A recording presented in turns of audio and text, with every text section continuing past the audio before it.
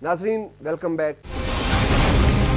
नाजरीन, डॉक्टर मनमोहन सिंह का दौरा वाशिंगटन, इस मौजू पर गुफ्तगू करने के लिए हमारे साथ टेलीफोन लाइन पे मौजूद हैं Institute of Strategic and Defence Analysis नई दिल्ली की senior research fellow Namrata Goswami. Welcome to the programme Namrata Goswami.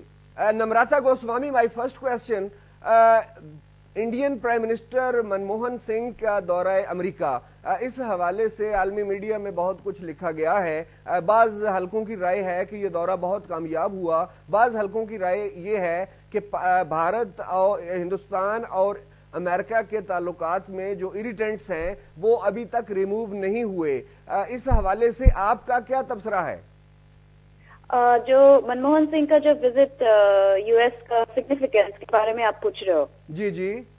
हाँ, ये विजिट मेरे द्वारा में सिग्निफिकेंट है क्योंकि फर्स्ट ऑफ ऑल दोनों कंट्री का जो जॉइंट स्टेटमेंट है जो इशू हुआ है कल, उसमें पॉइंट्स काफी क्लियर है। पहले है कि दो कंट्री का एक सिमिलैरिटी है, वो है कि शेयर्ड वैल्यूज है दोनों पॉपुलेशन के बीच, और ये वैल्यूज है डेमोक्रेसी, टॉलरेंस, ओपननेस और respect for fundamental freedom and human right. तो इसी द्वारा में ये काफी सिग्निफिकेंट है। सेकंड बात सिग्निफिकेंट ये है कि दोनों देश का ये मानना है कि क्लाइमेट चेंज जो इशू है ये काफी एक बड़ा इशू है। तो दोनों ने एक स्टेटमेंट जो इशू किया है कि दोनों कंट्री जो कोपेनहेगन का जो समिट है दिसंबर 9 तारीख को होंगे, तो इसी समिट में दिसंबर को होगा, तो इस समिट में दोनों का यही बात है कि क्लीन एनर्जी टेक्नोलॉजी और जो रिन्यूएबल एनर्जी सोर्स है इनमें दोनों का कोऑपरेशन होगा। और फाइनली सिग्निफिकेंट है क्योंकि दोनों कंट्री का कमिटमेंट है कि इंटरनेशनल टेररिज्म को काउंटर करने के लिए दोनों एक साथ काम करेंगे, और इस काउंटर टेररिज्म में किसी देश को वो no country will be targeted. Basically किसका टारगेटिंग होगा? ये टेररिस्ट ग्रुप्स का, जो भी कंट्री में हो, इसका काउंटर करने के लिए दोनों का एक जॉइंट स्टेटमेंट हुआ है। और बुश के बाद जो न्यूक्लियर सिविलियन न्यूक्लियर डील का जो एक समझौता हुआ है, वो ओबामा ने एक कमिटमेंट दिया है कि वो ये सिविलियन न्यूक्लियर डील का जो इम्प्लीमेंटेशन है इसके लिए उनका प्रॉमिस है।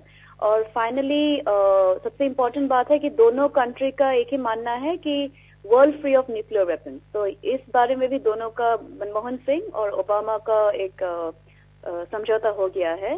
तो इससे मुझे लगता है कि ये विजिट काफी सिग्निफिकेंट है इस इशू के लिए। जी नम्रता, इस जॉइंट स्टेटमेंट में एक अहम बात ये की गई है कि जो इंतहा पसंद जो एक्सट्रीमिस्ट हैं उनकी जो हाइड आउट्स हैं या उनके जो सेफ हेवंस का लफ्ज इस्तेमाल किया गया है, वहां पर इंडिया और अमेरिका मिलकर कार्रवाई करेंगे।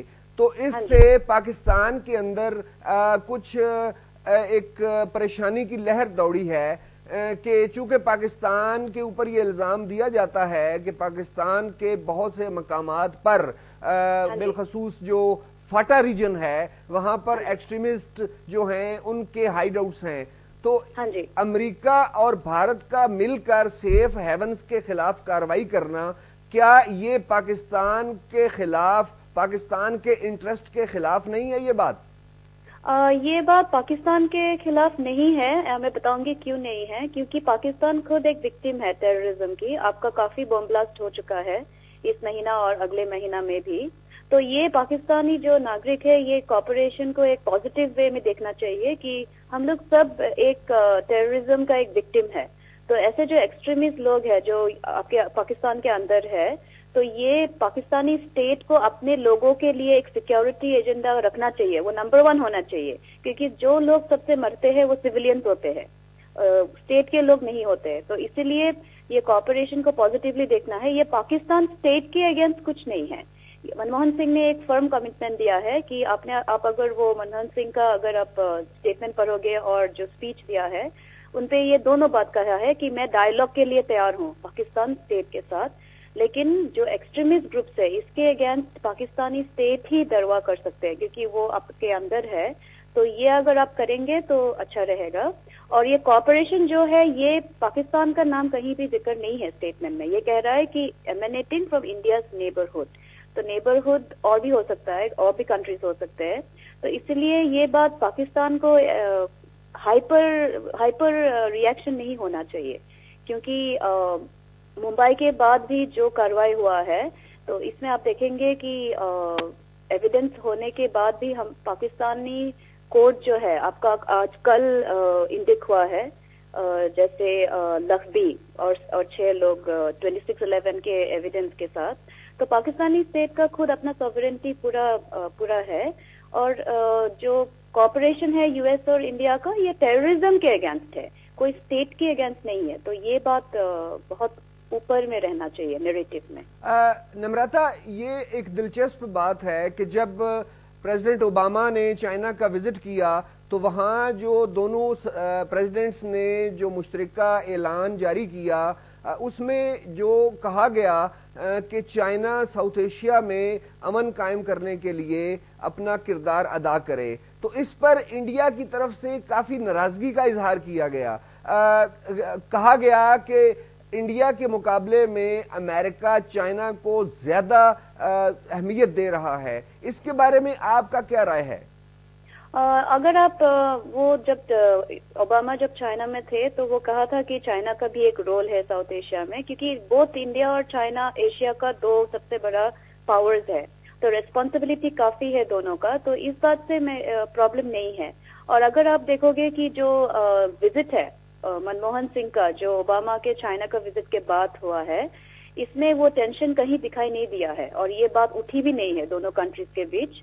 तो आई थिंक तीनों कंट्री का एक रिस्पॉन्सिबिलिटी जो है इंटरनेशनल कम्युनिटी के लिए, तीनों का ये एक रोल है। और इंडिया का अपना रोल के बारे में भी अच्छे से अभी रिस्पॉन्सिबिलिटी आ गया है, जैसे G20 में आप देखोगे और स्टेटमेंट्स अगर आप देखोगे, जॉइंट स्टेटमेंट का पहला ही जो पैरा है उसमें कह रहा है कि India and US will provide a foundation for addressing global challenges of 21st century.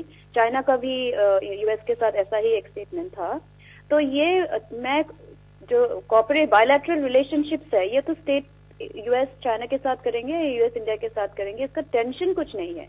और प्राइम मिनिस्टर मनमोहन सिंह का जो एड्रेस था उसमें भी ये टेंशन कहीं नहीं दिखाई दिया, खाली पॉजिटिव रिलेशनशिप्स के बारे में बात कर रहे थे। तो इसलिए मुझे लगा है कि ये जो एंगर था वो मीडिया का ज्यादा था। आप मीडिया में अगर फोकस करोगे तो मीडिया का जो नैरेटिव है और इंडियन स्टेट का जो नैरेटिव है वो काफी अलग होता है।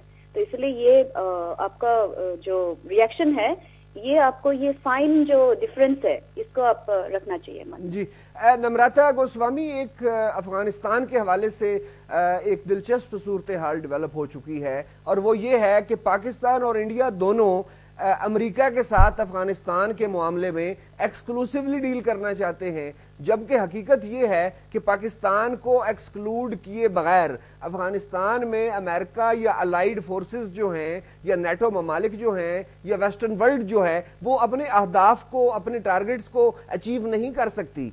तो इंडिया क्यों इंसिस्ट कर रहा है कि पाकिस्तान को अफगानिस्तान के मामले से एक्सक्लूड किया जाए? ये अगर आप ये एक नैरेटिव है और ये एक ख्यालात है, लेकिन इसका एविडेंस क्या है मुझे ये देखना पड़ेगा। कि एविडेंस अगर आप देखोगे तो मनमोहन सिंह का ऐसे कोई स्टेटमेंट नहीं है जिसमें वो कह रहे हैं कि पाकिस्तान अपने रोल अफगानिस्तान से कम करना चाहिए। इनफैक्ट आप अगर इंडिया का अगर आप अफगानिस्तान के साथ जो रिलेशनशिप है वो अधिकतर डेवलपमेंट इश्यूज में है। जैसे ओबामा और इंडिया का जो एक जॉइंट स्टेटमेंट में एक पैरा है, उसमें ये कह रहे हैं कि अफगानिस्तान और पाकिस्तान में जो टेररिज्म फैल रहे हैं उसके लिए हम लोग एक साथ काम कर सकते हैं और इंडिया का एफर्ट रिकंस्ट्रक्शन और रीबिल्डिंग में है। तो इसीलिए वो पाकिस्तान का एक जो सेंसिटिविटी है वो भी इंडिया शायद ख्याल रख के कोई मिलिट्री ट्रूप्स का कोई भी प्रॉमिस नहीं दिया है यूएस को। तो इसीलिए मुझे लग रहा है कि जो एक मिसपरसेप्शन है कि इंडिया चाहते हैं कि पाकिस्तान का रोल कम जाए अफगानिस्तान में, तो ये ऑफिशियल डिस्कोर्स में कहीं नहीं है। इनफैक्ट मेरा ख्यालात में मैं सोचती हूँ कि तीनों कंट्री यूएस, इंडिया, पाकिस्तान एक साथ काम करना चाहिए, क्योंकि जो थ्रेट है